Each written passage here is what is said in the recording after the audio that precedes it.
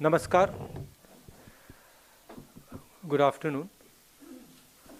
All of us are aware of what is going on with regards to the farmers' protest. And I just want to make a couple of things clear to the younger people, men and women of this country.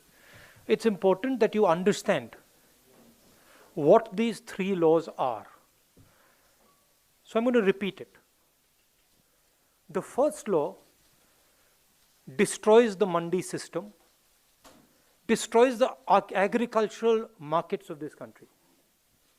The second law allows unlimited storage of grain and other materials and will make it practically impossible for our farmers to negotiate their prices. And the third law basically says that if the farmers have a grievance, they cannot go to court. Now, it is very obvious why the farmers are agitated. Because the government is destroying the livelihoods of India's farmers.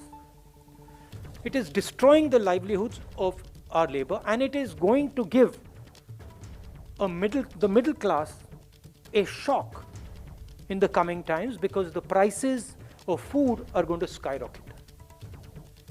Now, what is being done to the farmers is absolutely criminal. You're beating them, you're threatening them, you're bullying them, you're trying to discredit them. The government needs to talk to the farmers. It needs to give a solution to the farmers. And the only solution, as I have said again and again and again, is repealing these laws and putting the laws into the waste paper basket. The government must not think that the farmers are going to go home. They are not going to go home. And my concern is that this situation is going to spread. We do not need this situation to spread. We need a conversation with the farmers and we need a solution. So that is broadly what I wanted to say. Hindi में बता देता हूं और देश के युवाओं को मैं कहना चाहता हूं, ये जो 3 कानून हैं, इनको समझने की जरूरत है। पहला कानून है जो हिंदुस्तान के मंडी सिस्टम को, एग्रीकल्चरल मार्केट्स को खत्म कर देगा, नष्ट कर देगा। दूसरा कानून है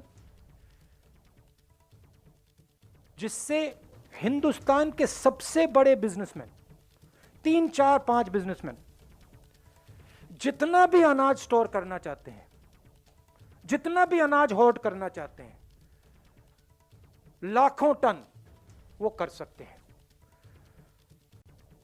अगर इनको ये इजाजत दी गई, किसान दाम निगोशिएट नहीं कर पाएगा। और तीसरा कानून, सबसे अजीब कानून, अपनी कठिनाई को कोर्ट नहीं ले जा सकता।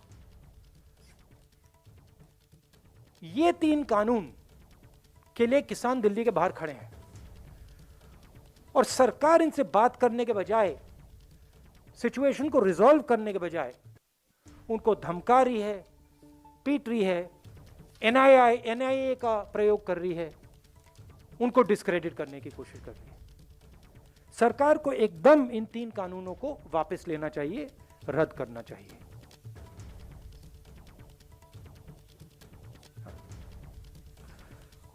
और आज जो हो रहा है, शंभू बॉर्डर पे जो सरकार इन पे आक्रमण कर रही है, को मार रही है, ये बिल्कुल गलत है। अब आपके सवाल। Thank you sir. we'll Can I have start. some water? Yes sir.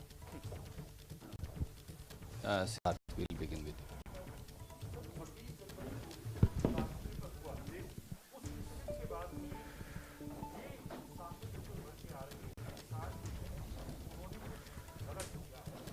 आप मुझे एक बात बताइए,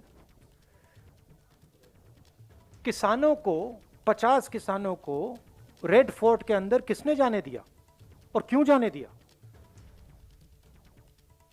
क्या होम मिनिस्ट्री का काम नहीं है कि रेड फोर्ट पे इनको नहीं जाना चाहिए, अलाउ करना चाहिए? उसके लिए कौन जिम्मेदार है? सीधी सी बात है। उनको क्यों अंदर जाने दिया? किसने अंदर जाने दिया? होम मिनिस्टर से जाके पूछिए। और उसके पीछे क्या आइडिया था, किस प्रकार अलाउ किया गया, वो भी पूछ लीजिए। Sanjeev,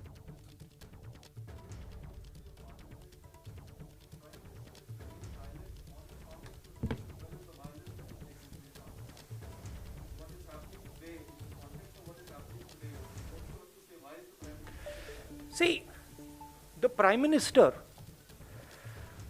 as I said in a speech in Tamil, in Kerala, this is the biggest transfer of wealth.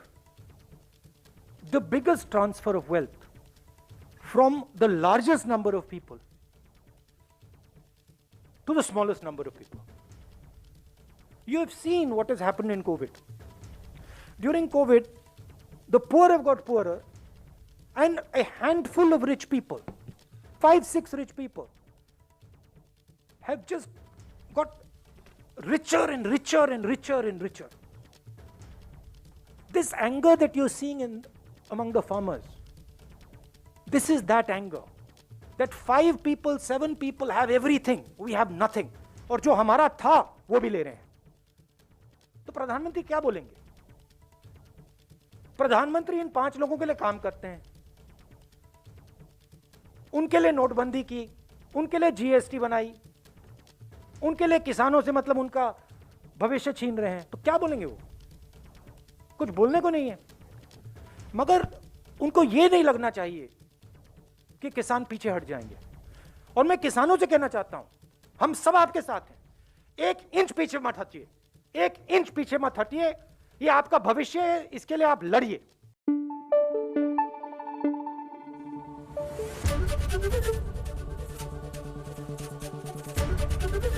ABP news आपको रखे आगे।